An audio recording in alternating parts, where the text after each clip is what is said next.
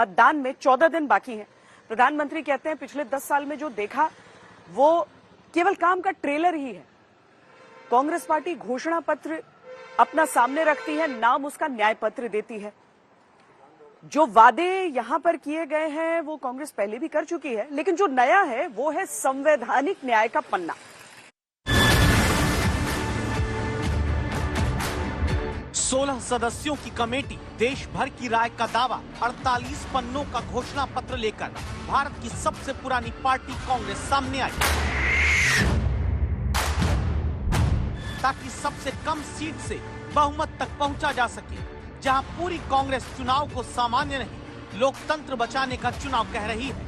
ये नॉर्मल चुनाव नहीं है, ये लोकतंत्र को बचाने का, संविधान को बचाने का चुनाव है और इसको लड़ना और जीतना बहुत जरूरी है। लोकतंत्र बचाने बनाने का चुनाव बताते राहुल गांधी के हाथ में जो न्याय पत्र के नाम से घोषणा पत्र है, इसके ही 21वें पन्ने से असली खबर शुरू होती है, जहां नाम आता है संवैधानिक न्याय का। जहां संविधान की प्रस्तावना के रूप को सामने रखकर संसद, चुनाव आयोग, जांच एजेंसी, अदालत, मीडिया, चुनावी लोकतंत्र समेत हर उस जगह बदलाव के साथ न्याय की बात कांग्रेस लिख रही है, जहां उसे लगता है कि चोट पहुंची है। ये मैनिफेस्टो कांग्रेस पार्टी ने नहीं बनाया है, ये मैनिफेस्टो हिंदुस्तान की जनता ने बनाया है। हमने सिर्फ इसको लिखा है। इसे समझने के लिए इसके पॉइंट्स को हमने गौर से पढ़ा और समझा।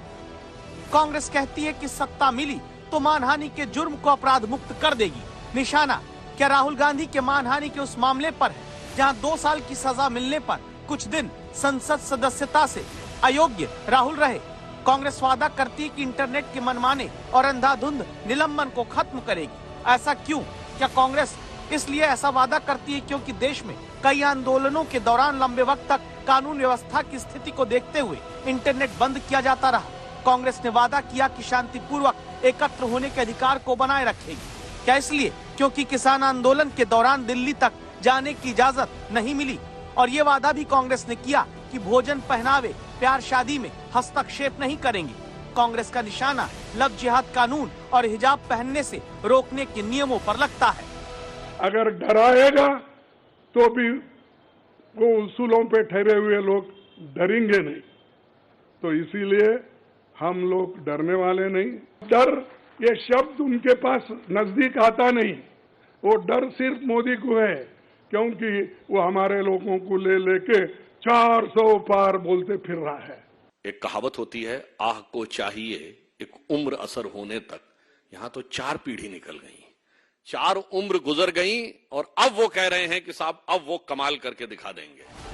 अब जरा 17वीं लोकसभा को याद करिए, जहां देश के इतिहास में अपना कार्यकाल पूरा करने वाली लोकसभाओं में सबसे कम दिन की बैठक किसी 5 साल में हो पाई, जहां दोनों सदनों से 206 बार सांसदों को निलंबित किया गया। वहां कांग्रेस ये वादा भी करती है कि अगर सत्ता में आए तो संसद के सदन साल में 100 दिन चलेंगे, क्योंकि इस लोकसभा में औसत हर साल 55 दिन ही संसद चली। कांग्रेस वादा करती है कि हफ्ते में 1 दिन हर सदन में विपक्ष के बताए मुद्दे पर चर्चा होगी। ये वादा क्या इसलिए क्योंकि विपक्ष अपने मुद्दों पर चर्चा न होने का आरोप लगाकर हंगामा ही करता रह गया। और कांग्रेस के घोषणा पत्र में वादा ये भी कि दोनों सदनों के पीठासीन अधिकारियों को राजनीतिक दल से संबंध तोड़ना होगा। कांग्रेस का निशाना क्या ये है कि लोकसभा स्पीकर और राज्यसभा के सभापति से नोकझोंक होती रही। सदन में विपक्ष माइक बंद करने, बोलने से रोकने का आरोप लगाता रहा। इधर डराते हैं, उधर सब चोरों को लेते हैं। जिस वक्त लोग डर डर के चंद लोग भाग जा रहे हैं, वो डरने वाले कौन है? जो आदमी कुछ चोरी करता है वही डरता है। वो पैरवी तो झूठ की करता चला गया, बस उसका चेहरा उतरता चला गया। इन्होंने अपने घोषणा पत्र का नाम रखा है न्याय पत्र। मतलब 55 साल तो अन्याय किए हैं, मान लिए हैं। अब देखिए कांग्रेस पार्टी के घोषणा पत्र से क्या क्या चीजें सामने आती हैं। भारतीय जनता पार्टी कहती है एक देश एक चुनाव कराएंगे, कांग्रेस इसका विरोध करती है। जीएसटी का सवाल आता है तो बीजेपी जीएसटी कानून लेकर आई, कांग्रेस कहती है जीएसटी में हम बदलाव करेंगे। बीजेपी कांग्रेस राज के योजना आयोग को खत्म करके नीति आयोग लेकर आई थी, अब कांग्रेस का कहना है कि वो वापस योजना आयोग को लेकर आएगी। इन सब के बीच कांग्रेस एक वादा उन नेताओं के खिलाफ भी करती है जिन्हें ईडी सीबीआई के डर से ही बीजेपी में चले जाने का आरोप कांग्रेस लगाती रही। कांग्रेस के इस चुनावी सीजन में करीब 48 नेता दल छोड़कर या तो बीजेपी में जा चुके हैं या फिर किसी दूसरी पार्टी में।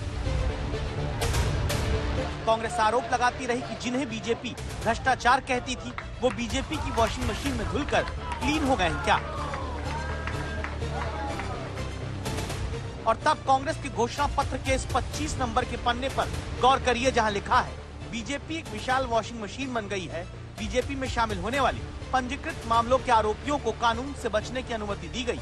ऐसे लोगों पर लगे आरोपों को फिर से प्रवर्तन करके जांच कराई जाएगी। वो कहते हैं कि भ्रष्टाचार मिटाऊंगा। अरे भाई 25 लोग हमारे बड़े बड़े नेताओं को आपने लिया और 25 नेताओं में 2 को तो एक पूरा एक्सोनरेट किया और 23 लोगों को फिर उनको भी एक्सोनरेट किया। अरे शाह साहब के वॉशिंग मशीन में इतने लोग जो भी जा रहे हैं क्लीन होके आ रहे हैं और भ्रष्ट लोग तुम्हारे साथ हैं, बदनाम हमको कर रहे हैं। मेरे पास तो नहीं है ना, मेरे पास जब तक थे तो आपने बोला वो भ्रष्ट है, फिर आप वो क्लीन कैसा हो गए, प्रामाणिक कैसा हो गए, ठीक कैसा हो गए। तो ये खुद ही इधर डराते हैं, उधर सब चोरों को लेते हैं। जो ये वॉशिंग मशीन की बात करते हैं, कृपया वो बता दें गंदगी गठरी कहां पे है। मतलब मुझे लगता है एक कहावत होती है अपने मुंह मियां मिट्ठू बनना, पर मैं कहना चाहूंगा उनके लिए अपने मुंह मियां फजीहत बनना। मतलब आप आश्चर्य की बात है, आप घोषणा कर रहे हैं अपने को। अगर उनसे पूछे नहीं हम भ्रष्टाचारी थे, बहुत भयंकर भ्रष्टाचार हुआ था, हमारे लोगों ने इतना किया था, बिल्कुल काजल की कोठरी है, बिल्कुल काला था हमारा। मुझे लगता है उनसे यह पूछना चाहिए कि पहले आप स्टैंड चेंज कर लिए। हमने स्टैंड नहीं चेंज किया है। गृह मंत्री अमित शाह जी ने बहुत स्पष्ट कहा है, हमने किसी से कोई केस विड्रॉ नहीं किया है। कोई व्यक्ति कहीं भी रहा हो, आरोप था, विपक्ष में रहते हुए हमने आरोप लगाया था, हमने आरोपों को विड्रॉ नहीं किया। उन्होंने सत्ता में रहते हुए कहा था कि ऐसा कुछ भी नहीं हुआ, और आज कहते हैं सब कुछ हुआ था। तो पहले उनसे पूछ लीजिए कुछ भी नहीं हुआ था या सब कुछ हुआ था, फिर कुछ जवाब हम आपको दे देंगे। महाराष्ट्र में कांग्रेस गठबंधन की सत्ता चली गई थी। एमपी में पिछली बार सिंधिया सत्ता कांग्रेस की बीजेपी के पास लेकर चले गए। राजस्थान, छत्तीसगढ़, झारखंड में कई बार सत्ता के अलट पलट की विधायकों की अदला बदली से आशंका जगी। कांग्रेस इसे ऑपरेशन लोटस कहती आई। दल बदल की जली कांग्रेस अब चुनाव में वादे फूंक कर इसी लेकर रही है। कांग्रेस ने कहा है कि अगर सत्ता मिली तो कांग्रेस संविधान की 10वीं अनुसूची में संशोधन करेगी और दल बदलने वाले को विधानसभा या संसद की सदस्यता से सीधे अयोग्य किया जाएगा। The 10th schedule is to be amended. Our position is that moment a defection takes place, he should be instantly disqualified. EVM को लेकर कई चुनावों में सवाल विपक्ष उठाता रहा, कांग्रेस भी उनमें से एक। जैसे ईवीएम से चुनाव को लेकर राहुल गांधी अपनी भारत जोड़ो यात्रा के दौरान बोले, ईवीएम हटाओ। ये पूरा हिंदुस्तान कह रहा है कि ईवीएम में कमी है। हम इलेक्शन कमीशन के यहां गए, वो सुनने को तैयार नहीं है। आपने देखा होगा एक इलेक्शन कमिश्नर रिजाइन कर गया, चुनाव से कुछ ही दिन पहले रिजाइन कर दिया। कोई ना कोई कारण तो होगा। अब की बार कांग्रेस कह रही है कि सत्ता में आए तो वोटिंग तो ईवीएम के जरिए होगी, लेकिन मतदान के दौरान जो पर्ची अलग से मशीन में आती है, उस वीवीपैट पर्ची का मिलान ईवीएम के वोटों से कराया जाएगा। बीजेपी इस वादे पर पूछती है कि ईवीएम पर कांग्रेस कब तक मीठा मीठा गप गप करेगी। उनको ईवीएम को लेकर शक होता है, मगर साहब ईवीएम पंजाब में अच्छा काम करती है, हरियाणा में गड़बड़ हो जाती है। वो हिमाचल में अच्छा काम करती है, उत्तराखंड में गड़बड़ हो जाती है। उत्तर प्रदेश में काम सही नहीं करती, दिल्ली में अच्छा काम करती है। और राजस्थान में 2018 में सही काम करती, 2023 में गड़बड़ हो जाती है। और छत्तीसगढ़ में भी 2018 में सही काम करके 2023 में गड़बड़ हो जाती है। फिर वो बंगाल में, तेलंगाना में और आंध्र में तो बहुत सही काम करती है। अब क्या बताएं, गुजरात महाराष्ट्र में गड़बड़ हो जाती है।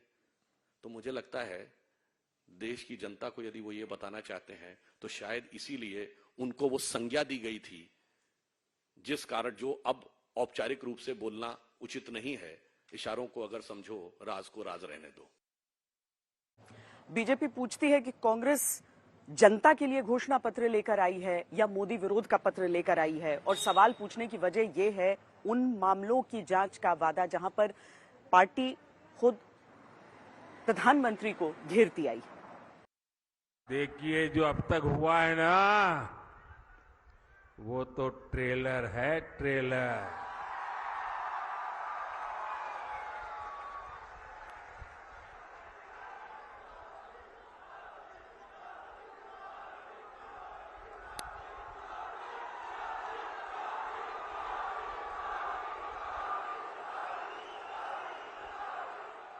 आप आजकल बड़ी बड़ी होटल में खाना खाने जाते हैं ना, तो पहले एपेटाइजर लेकर के आते हैं, थोड़ी थोड़ी 2-3-4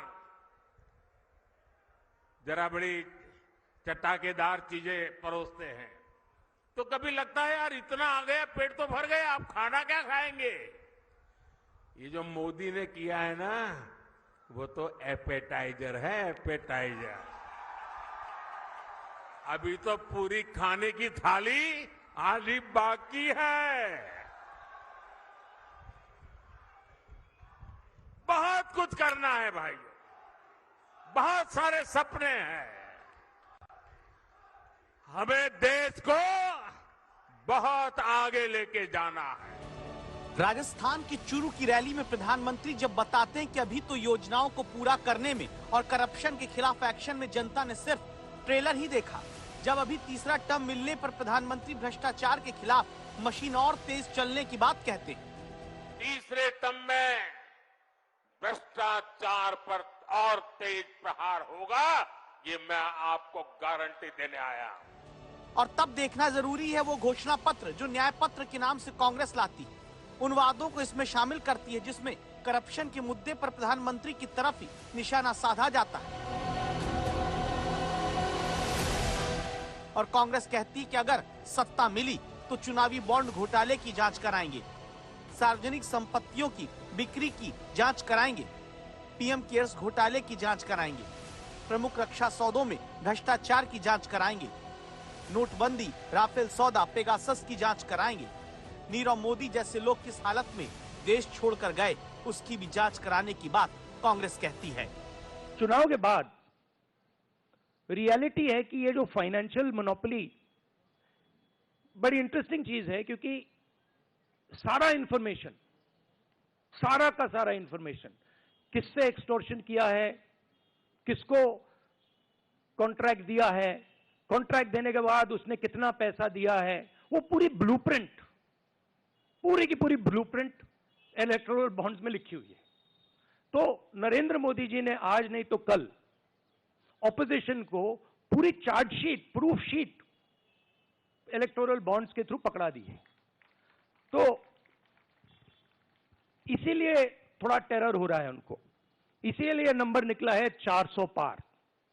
इसलिए ये महाराष्ट्र में हमारे नेता ले जा रहे हैं, हरियाणा में सब जगह हमारे नेता ले जा रहे हैं, क्योंकि इनको लग रहा है कि भैया अगर 400 पार नहीं 180 हो गई, 160 हो गई, 140 हो गई तो नैया पार हो जाएगी। वो पैरवी तो झूठ की करता चला गया, बस उसका चेहरा उतरता चला गया। इलेक्टोरल बॉन्ड तो वो लेता चला गया, 1461 करोड़ के लेता चला गया, और उसके बाद भी आके चीखता चला गया। इसलिए देश की जनता इस मामले में प्रबुद्ध है, और इसीलिए कहा गया है पर उपदेश कुशल बहुतेरे, जे आचरहि से नर न घनेरे।